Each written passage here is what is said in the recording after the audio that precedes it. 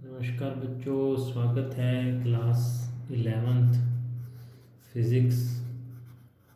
तो बच्चों यूनिट 1 शुरू किया था आपने। हमें पता लगा फिज़िकल क्वांटिटी क्या होती है। फिज़िक्स क्या होता है वो तो चलो पता ही होना ही चाहिए। फिजिकल क्वांटिटी तो जिस चीज़ को हम माप सकते हैं वो होती है हमारी फिजिकल क्वांटिटी।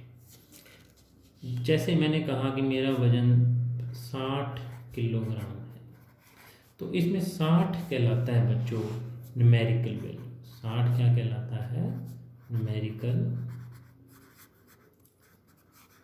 वैल्यू। और किलोग्राम जो लिखा हुआ है वो कहलाता है यूनिट। यूनिट बच्चों हम हमारी सुविधा के अनुसार लेते हैं। न्यूमेरिकल वैल्यू क्या होती है कि किस यूनिट क्या होता है, एक स्टैंडर्ड चूज कर रखा होता है। जैसे मुझे किसी की उम्र बतानी है तो मुझे बताना पड़ेगा 37 साल अपनी उम्र। क्या मैं मिनटों में बताऊंगा अपनी उम्र, सेकंडों में बताऊंगा? हम सहूलियत के हिसाब से हमारे यूनिट चूज़ करते हैं। लेकिन जब भी हम साइंटिफिक काम करते हैं तो सिस्टम इंटरनेशनल कहता है कि आपको लेंथ को मापना है मीटर में, टाइम को सेकंड में, और तीसरी चीज़ होती है मास। मास को हमेशा मापना है किलोग्राम। तो बच्चों क्या क्या बातें पता लगी हमें?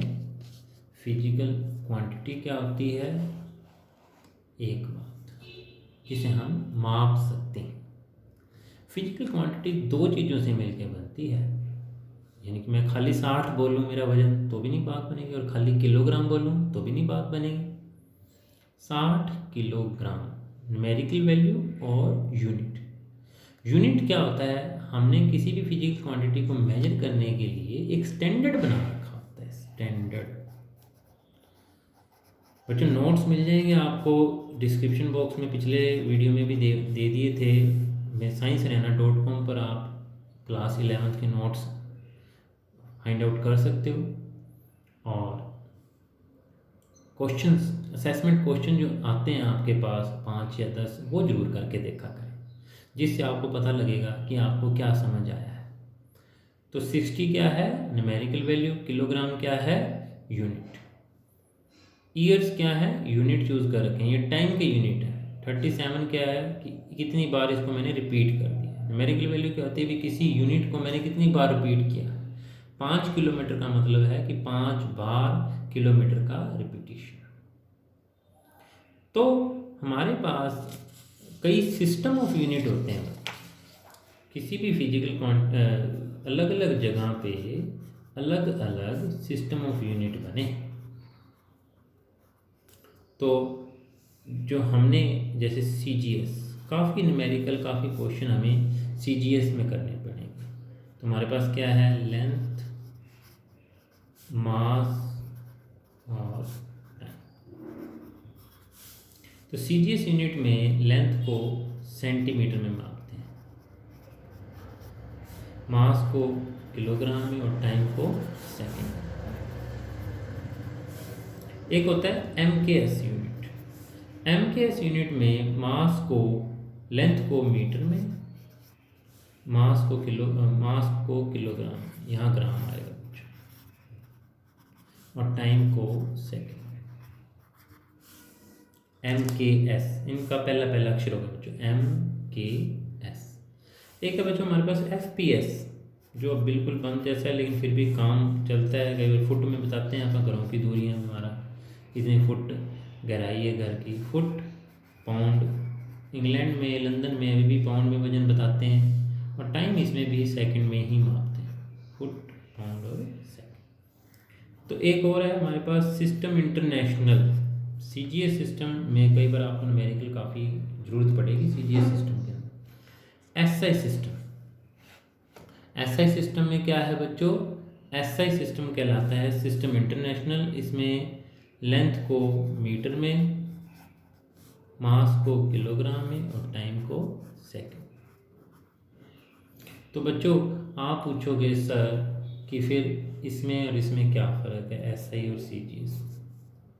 तो बच्चों सिस्टम इंटरनेशनल के अंदर हमारे पास जो दो तरह की क्वांटिटीज़ होती हैं, एक तो फंडामेंटल और दूसरी होती हैं डिराइव्ड। तो फंडामेंटल क्वांटिटीज़ जो पहले हमारे सिस्टम थे उसमें 3 ही थी, लेकिन अब जो फंडामेंटल क्वांटिटी हैं हमारे पास टोटल 7 है। अच्छा, फंडामेंटल क्वांटिटीज़ होती क्या हैं बच्चों? ये तो बताया मैंने system of unit. Fundamental quantities क्या हैं बच्चों? जैसे गिनती में कितना भी कुछ लिखना हो, मुझे 9 अक्षरों की ही ज़रूरत पड़ती है, 10 अक्षरों की जीरो समेत। ऐसे ही ABCD की कोई भी स्पेलिंग लिखनी हो, मुझे सिर्फ किसकी ज़रूरत है? ABCDEF की, 25 अक्षरों की। ऐसे ही जितने भी जो हमारे पास क्वांटिटीज़ हैं, 7 फंडामेंटल क्वांटिटीज़ हैं, बाकी सारी क्वांटिटीज़ इन्हीं से ही मिलके बनती हैं। आज मैं उन 7 फंडामेंटल क्वांटिटीज़ के बारे में बता देता हूँ और डिराइव्ड क्वांटिटी की डेफिनेशन क्या है वो भी साथ में। तो फंडामेंटल क्वांटिटीज़ क्या हैं? बेसिक क्वांटिटीज़, फिजिकल क्वांटिटीज़ हैं, फिजिकल क्वांटिटीज़ जो किसी और फिजिकल क्वांटिटी पे डिपेंड नहीं करती हैं। दूसरी तरफ बात करें डिराइव्ड फिजिकल क्वांटिटी, तो डिराइव्ड कौन सी होती हैं? जो इन फंडामेंटल सातों से ही मिलके बनी होती है। जैसे हमारी पूरी गिनती इन 10 अक्षरों से, फंडामेंटल अक्षर 10 यही हैं। तो डिराइव्ड क्वांटिटी क्या होती हैं? जो इन्हीं से मिलके बनी है। एक छोटा सा एग्जांपल ले लेते हैं आप। स्पीड बनी है डिस्टेंस अपॉन टाइम, तो लेंथ भी फंडामेंटल है और टाइम भी फंडामेंटल है। तो फंडामेंटल से मिलके बनने वाली फिजिकल क्वांटिटीज़ क्या कहलाती हैं? डिराइव्ड। और फंडामेंटल क्वांटिटीज़ कौन सी होती हैं? जो बेसिक, जो किसी और फिजिकल क्वांटिटी से मिलके नहीं बनी। तो हमारे पास पिछले लेक्चर में भी मैंने बताई थी, मैं दोबारा उनके ऊपर चर्चा कर लेता हूँ। वो 7 फिजिकल क्वांटिटी कौन सी हैं, उनके यूनिट क्या है और उनका सिंबल क्या है। तो क्वांटिटी मास, लेंथ और टाइम तो हमारी चल ही रही है, पता है हमारे पास। ये फंडामेंटल क्वांटिटी की लिस्ट है बच्चों, मास, लेंथ और टाइम। 4 और हैं, उन चारों के नाम मैं बताना चाहता हूँ। टेम्परेचर, करंट, और इसके बाद है हमारे पास अमाउंट ऑफ मैटर, और कितनी होगी? 1 2 3 4 5 6, 7वीं है इंटेंसिटी ऑफ लाइट। तो बच्चों जो क्वेश्चन भी तुम्हारे माइंड में आए वो क्वेश्चन भी पूछने की कोशिश करनी है। नंबर मेरा आपके पास है 9466733640। तो इनके यूनिट तो हमने ये फिजिकल क्वांटिटीज़ हैं। अब इनके यूनिट बच्चों, मास का किलोग्राम, इनका प्रतीक लिखा, लेंथ का मीटर, टाइम का सेकंड, टेम्परेचर का बच्चों केल्विन। जब भी कोई सिंबल आपने साइंटिस्ट का नेम का लिखना हो तो आपको उसको कैपिटल अक्षर में लिखना होगा। अगर पूरा लिखना है तो स्मॉल लेटर में, और अगर उसका सिंबल लिखना है के, केल्विन इसका सिंबल है इस यूनिट का, तो capital letter. Current, electric current है वैसे बच्चों, electric current ampere. Amount of matter mole, उसका सिंबल है MOL, पूरा लिखना हो तो MOLE। Intensity of light candela, CD। और 2 हमारे पास सप्लीमेंट्री भी हैं बच्चों।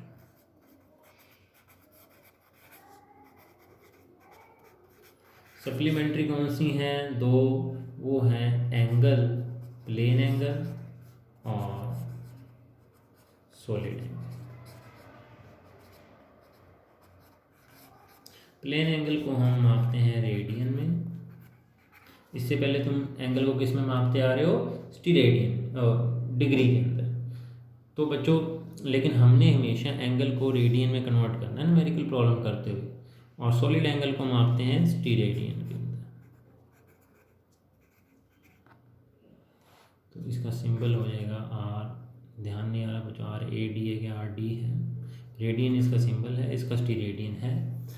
तो ये बच्चों 7 तो है फंडामेंटल, 2 है हमारे पास, इनको कहते हैं सप्लीमेंट्री, ये भी फंडामेंटल की ही लिस्ट में आती है। अब जो मैं बात बताने जा रहा हूँ आपको, छोटी सी आ जाते कि जब भी कोई न्यूमेरिकल में हमें क्वेश्चन डिग्री में दिया होगा, हमको उसको कन्वर्ट करना होगा रेडियन के अंदर। ज़्यादातर क्वेश्चन में एंगल डिग्री में दिया हुआ करेगा, हमको रेडियन में कन्वर्ट करना होगा। 180 डिग्री बराबर होता है बच्चों पाई रेडियन के। दरअसल 360 का जब कोण पूरा 180 डिग्री का कोण जब कंप्लीट होता है तो एंगल की डेफिनेशन क्या है हमारे पास? एंगल की डेफिनेशन होती है theta is equal to arc upon radius L upon. तो ये जो आर्क है ये कितनी हो जाएगी? Pi R. टोटल सर्कल की सर्कमफ्रेंस 2 पाई आर होती है, ये कितनी हो जाएगी? Pi R. और ये कितना हो गया? आर्क अपॉन रेडियस, तो ये हो गया आर से आर कट गया। तो ये एंगल वैसे अगर अपन एंगल में देखते तो एंगल कितना होता? 180 डिग्री का। ये किसके इक्वल हो गया? पाई रेडियन के इक्वल हो गया। तो बच्चों ये जो चीज़ है ये पता होनी चाहिए। इसके बाद काफ़ी क्वेश्चन में हमें को कन्वर्ट करना सीखना होगा डिग्री को रेडियन। डिग्री के ही कुछ छोटे और यूनिट है हमारे पास कि 1 डिग्री बराबर होती है 60 मिनट के। 60 मिनट। मिनट के लिए बच्चों ये 1 कोमा सा लगा देते हैं। और तो यानी कि 1 डिग्री जब कंप्लीट होती है 60 मिनट, घड़ी की सुई वाले 60 मिनट नहीं है बच्चों, 1 डिग्री का ही एक छोटा हिस्सा है, 60वां हिस्सा है। तो 1 मिनट किसके ऊपर हो जाएगा? 1/60 डिग्री के। और 1 मिनट में होते हैं 60 सेकंड। 60 सेकंड वैसे हमें पता है, लेकिन ये टाइम वाले नहीं है बच्चों, ये अलग है। तो 60 सेकंड होते हैं। तो 1 सेकंड के अंदर कितने हो जाएंगे? 1/60 मिनट और 1/60 गुना 60 रेडियन, यानी कि डिग्री। 1/3600 डिग्री हो गया 1 सेकंड। ये 1 सेकंड है बच्चों। तो ये इनकी ज़रूरत बहुत पड़ेगी। 2-3 क्वेश्चन है जब हम पैरेलैक्स मेथड करेंगे। इसके बाद अगला चैप्टर इसी यूनिट के अंदर है इंडेक्स मेथड ऑफ मेजरमेंट, उसमें हमें बार बार जरूरत पड़ेगी। अभी जो अगला लेक्चर होगा वो होगा कि हमारे पास इन 7 के अलावा भी मास, लेंथ और टाइम की कुछ और फिजिकल क्वांटिटीज़ हैं, उनके बारे में सीखेंगे। और छोटा सा चीज़ सीखेंगे कि मिलीमीटर को किलोमीटर में कैसे कन्वर्ट करते हैं, 1 लाइट ईयर कितने पैरेलैक्टिक एंगल के इक्वल होता है। ये 2-3 चीज़ें सीखनी है और पहला चैप्टर हमारा लगभग कंप्लीट हो जाएगा। थैंक यू बच्चों, जुड़े रहें साइंस हरियाणा के साथ। चैनल सब्सक्राइब कर लें और नोट्स आपको डिस्क्रिप्शन बॉक्स में मिल जाएंगे, हैंड रिटन नोट्स हैं बच्चों। और इसके साथ एक जो चीज़ मैं करने जा रहा हूँ बच्चों, सारी न्यूमेरिकल प्रॉब्लम भी करके रख रखी है मैंने, उनकी भी PDF अभी बनाना बाकी है। वो PDF भी आपको और साथ में उनकी भी वीडियो बना के आपके साथ साझे करेंगे बच्चों। तो जुड़े रहें साइंस हरियाणा यूट्यूब चैनल के साथ।